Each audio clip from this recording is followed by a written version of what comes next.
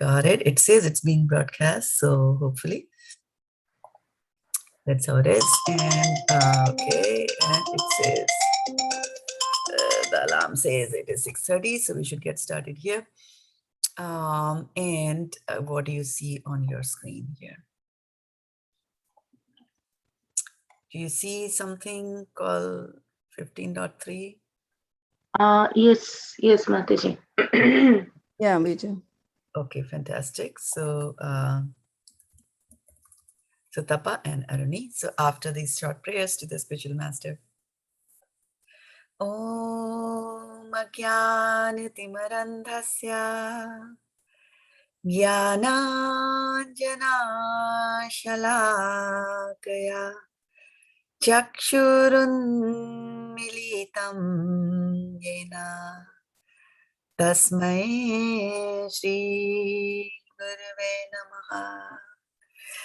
Okay, welcome dear devotees to our class on reciting shlokas from the Bhagavad-gita. And so we are now on chapter 15, having done 2 verses. We're going to do the 3rd verse. And actually the 3rd verse, I have to tell you, is actually dual verses together, verses 3 and 4. But for the purposes of today's class, I've just picked up the first part of it. And so this is basically describing this material world. And we were talking about in the previous verses that it looks like an inverted banyan tree. So Ashwath is the name for the banyan tree. So let's continue on from there. Na rupam asyeha tatho. So this is the one where the ta and the tha are there. Tatho palabhyate.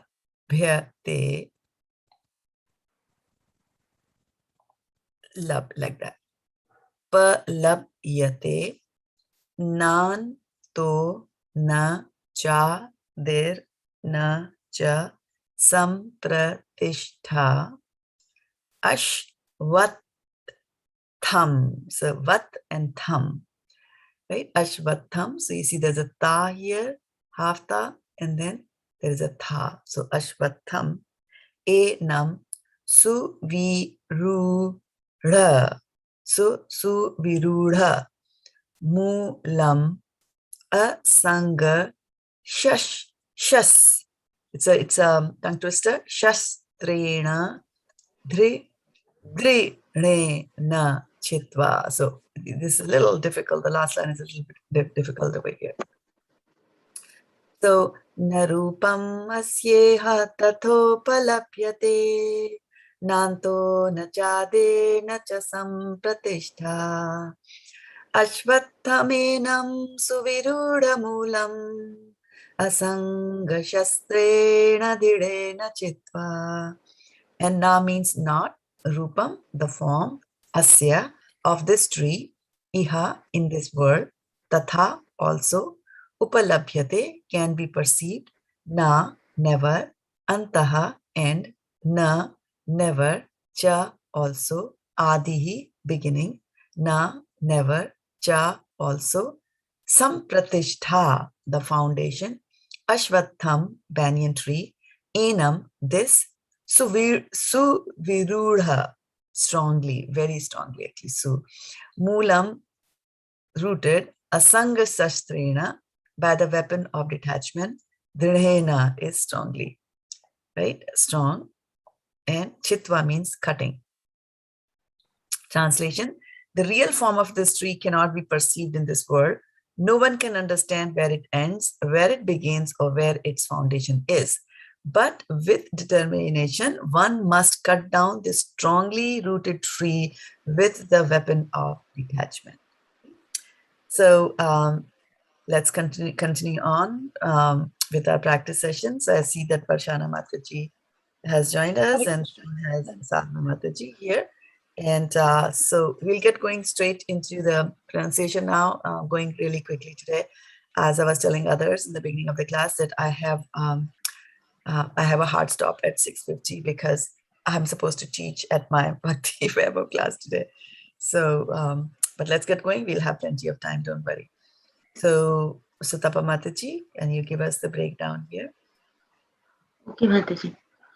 Na rupam ashyaha ashyaha. Asye. Okay. Asye. Ye.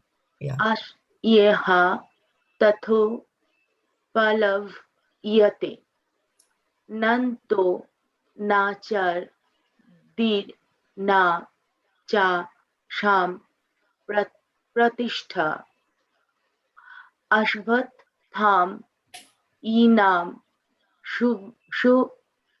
shuvrirudha. Sorry, Mataji. Yeah. So couple of things here. Ashvatham. It's not Yeah. thumb. And A. When there were E is written, it's pronounced as A. Right? Ashvatham A. You see here, there's a accent there. So A. Nam. Su vi ru ra. Ra. It's ara. Right? Ashvatamenam suvirudha moolam. Like that, right? It might be, this verse might be a little difficult to pronounce breaking it down, but just give it a try. Okay, go ahead. Try the third. Tham enam shuvirura moolam. Na rupam as. Hold on. The Oh, fourth sorry. one. Oh, sorry. No, I don't know why Sutapa stopped. Oh, I didn't see the last line. Sorry. Yeah, go ahead, Sutapa. Give us the last line also. Yes, Mataji. Ashvat tham enam shuvir. Mataji, I'm just. Yeah, give me the last line. Asangas. Yes. Yeah. Oh, ashangastre na drire na chitva. Chitva, cha. Okay. This is Chitva. right? Okay. So just give me one second over here. Yeah, this is The what. last line is separate, so we didn't Yeah, see. that's So I also missed. There you go. Yeah, there you go. I'm just going to fix that here. Okay, let's go to Arani Mataji. Na rupam asye ha ta to pa labhyate nanto na cha dhir na cha sampratishtha ashvatam enam suvirudha moolam asanga shastrena dhridena chitva. Chitva, right? So a couple of things to keep in mind here.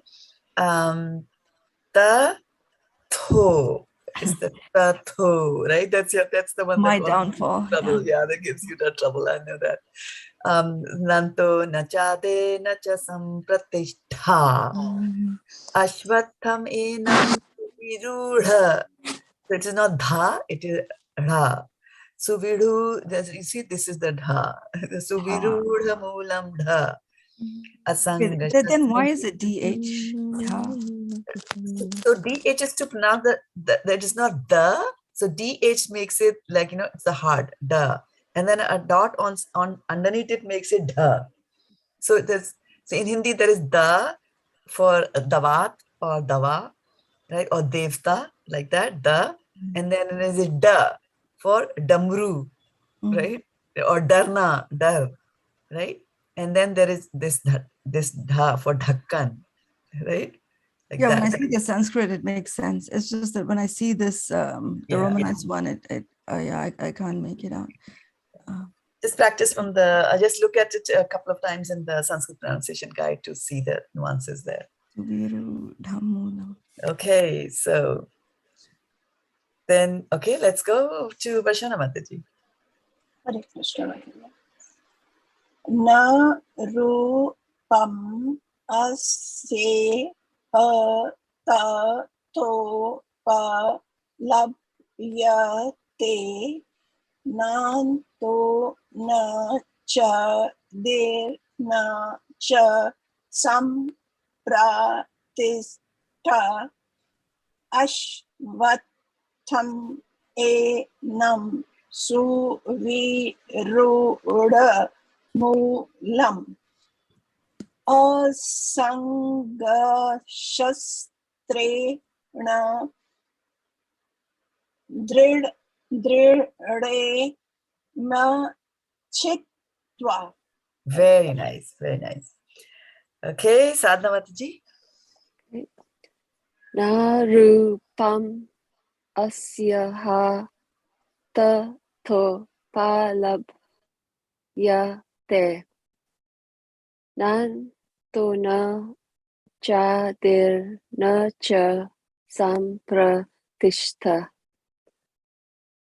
asvatam enam suviruyam suvirura mulam asanka sashtrenya tridya na chitva. Chitwa. Yeah, very good. There are a few words to practice, right? Suviru. These are difficult words to practice, especially for those who don't have a Hindi background. But listen to how others are pronouncing, and you'll get that. Okay, last but not the least, Meera Mataji. Hare Krishna, everybody. Na rupam asye hatatho palabhyate nanto na chadirna cha sampratistha ashvatham itha enam suvirudha mulam asangha shastrena dradhena chitva. Okay, good. Garima. Hare Krishna Mataji. Na rupam asyeha tatho palabhyate nan to na cha dirna cha sampratishtha asvatham enam suvirudha mulam asangas sastrena dirthena chitva. Very nice. Okay, now what I'm going to do, because it's a difficult verse and trying to pronounce these words individually, ra, ana, right? Drinena, like that might be a little difficult for you. So I'm going to move here to the full verse and we'll see, right, how we can cover that. So let's come up here and let's go to this part. And now try to read the whole thing together, starting with Sudhapamanji. And if you're on mute, then okay, go ahead. Starting from the top, give us all the 4 lines. Na rupam ashyaha tathopalabde yate nanto na chadir na cha sampratishtha ashwatham enam suvirudha mulam ashanga shastrena dridhrena chitva. Very good. Okay, Aruni Mataji.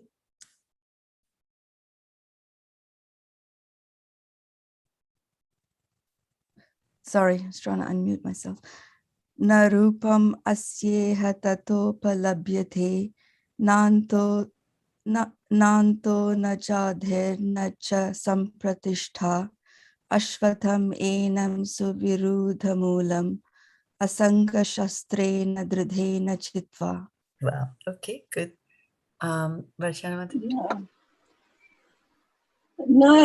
Narupam asya tathopalabhyate nanto na chadir na cha sampratishtha ashvatham enam suviruda mulam asanga shastrena dridena chitva. Very good. Shraddha Mataji. Na rupam asya tata palabhyate nanto nachadir nacha sampratishta avashtatham excuse me avashtatham Ashvatham. ena Ashvatham. ashvatam enam suvruthamulam ashanga sastrena tridhana chittava. Chitva. Okay, good. Meera ji. Narupam asyeha tathophalabyate bhyate nanto na chadir na cha sampratishtha ashvatham enam suvirudha moolam asangha shastrenga dradhena chitva. Very good. Garima Mataji. Na rupam asya tatho palabhyate nanto na chadir na cha sampratishtha ashwatham enam suviruddhamulam asanga sastrena dridhena chitva. Very nice. Narupam asyeha tathopalabhyate nanto na chadir na cha sampratishtha ashvathamenam suvirudhamulam asanga shastrena dhidena chitva narupam asyeha tathopalabhyate nanto na chadir na cha sampratishtha ashvathamenam suvirudhamulam asanga shastrena dridena chitva. Okay, now one more time, starting with stapa. Narupam Ashyaha Tato Phalabhyate Palabhyate, not phal, palabhyate. This is a Tato Phalabhyate Nanto palabhyate. Yeah, Phalabhyate yeah, go easily, smoothly. Yeah, don't worry, it's a big word. You can get it.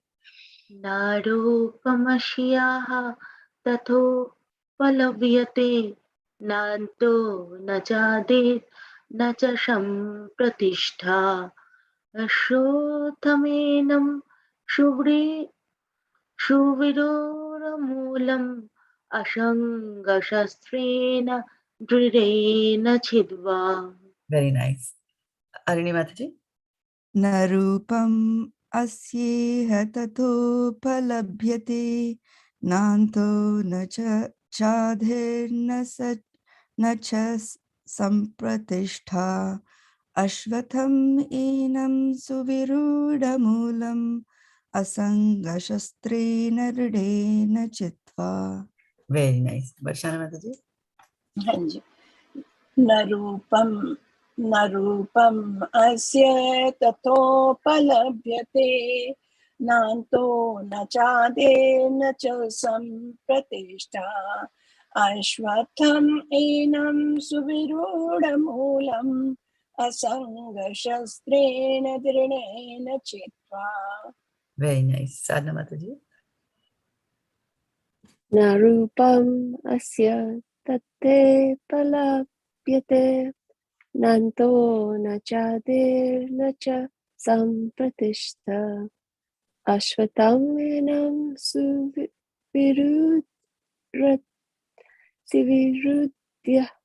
sivirudya mulam To Virudha. It's yeah. Try to sivirudha give a D. Yeah, D. Try to bring the D sound there. Virudha. viruha Virudha. Say da. viruddha Virudha. Yeah. It's viruddha fine. Yeah, it's fine for you. Yeah. okay viruddha mulam ashanga sastrena tridena chitva Asanga shastrena didena chitva. Very nice. asanga sastrena Didena tridena chitva. Okay, yeah. Meera. Narupam asyeha tato palabhyate Palabhyate Nanto. Narupam asyeha tathopalabhyat bhayate nanto nachadir nacha sampratishtha ashvatham enam suviruda mulam asanga shastrenga dradhena chitva. Okay, Garima Mataji. न रूपम् अस्या ततोपलभ्यते नान्तो न चादिर्न च सम्प्रतिष्ठा अश्वत्थामीनं सुविरूढमूलम् असङ्गशस्त्रेण दृढेन चित्वा. Very nice. Now, last time for each one of you. Sutapa, starting with Sutapa. नारोपमश्याः ततोपलभ्यते नान्तो न चादिर्न च सम्प्रतिष्ठा अश्वत्थमेनं सुविरूढमूलम् असङ्गशस्त्रेण दृढेन छित्त्वा. Very nice. Aruni Mataji. न रूपम् अस्येह ततोपलभ्यते नान्तो न चादिर्न च सम्प्रतिष्ठा अश्वत्थम् एनं सुविरूढमूलम् असङ्गशस्त्रेण दृढेन चित्वा. Very nice. Vaishana Mataji. नरूपम् अस्य ततोपलभ्यते नान्तो न चादिर्न च सम्प्रतिष्ठा अश्वत्थमेनं सुविरूढमूलम् असङ्गशस्त्रेण दृढेन चित्वा. So here on this one, Narupam Asyeha. So Asyeha, just remember to pronounce the ha also. Narupam Asyeha tato palapyate nanto nachadir. Okay, very good. Sadhana Mataji, give it a try. Okay. Narupam asyaha tatopalapyate nanto na chadir na cha sampratishta asvatamenam suvirudha mulam ashanga sasrena chitana chitva. Asanga shastrena didena chitva. Very nice. Okay, Meera. Narupam asyeha tato palabhyate nanto nachadir nacha sampratishtha ashvatham enam suvirudamulam asangas shastrena dradhena chitva. Very nice. Garima. न रूपम् अस्या ततोपलभ्यते नान्तो न चादिर्न च सम्प्रतिष्ठा अश्वत्थमेनं सुविरूढमूलम् असङ्गशस्त्रेण दृढेन चित्वा. Okay, all together for one more time. Narupam अस्याः ततोपलभ्यते नान्तो न चादिर् चादिर्न च सम्प्रतिष्ठा अश्वत्थमेनं सुविरूढमूलम् असङ्गशस्त्रेण दृढेन चित्वा. Very nice. What we should also do is that, after you are finished with the class, then try to sing this for the rest of the day. Whenever you have a chance, write it down on a little piece of paper and then try it out. And believe me, you will memorize it. So read the understand the meaning of it and the words, and then practice, and you'll be able to do that. Okay. So very good class today. And very good recitation by all of you. And I'm just marveling the progress that you all have made over the past few months on this one. So we'll continue to recite from Bhagavad Gita. And I have a class to go to today, so I'll need to take your leave, and we'll meet again next week. Thank you so much. Sindhu Bhaiva Janam Pamne Vyo, Vaishnavi Vyo.